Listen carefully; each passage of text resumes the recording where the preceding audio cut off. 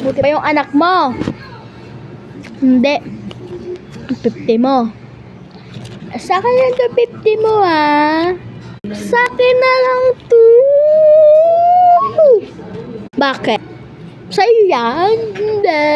Lumog tayo, mama. Ma, ayaw ibigay yung 50 ni kuya.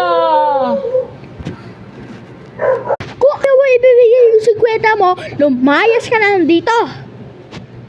Nangungupaan ka na lang, ganyan-ganyan ka pa. Ako nakalaro lang siya. Oo nga. Lahat na lang kayo, iniiwan niyo. Saka ito, 50 ka. Di pagyayabang mo, marami naman kaming ganyan eh. Oo na. Yan, ayos ako ng mamamahay na ito. Hindi niya alam. Hindi niya maalam.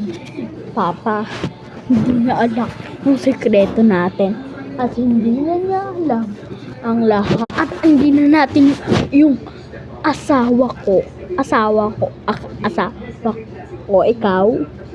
Hindi alam ng bunso natin na ampon lang siya.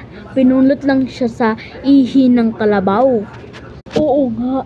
Kaya huwag tayo ingay. Ang kuya niya lang ang nakakaalam. Kaya pinalayas natin. Kaya wala na kontrabida sa magkakaanak.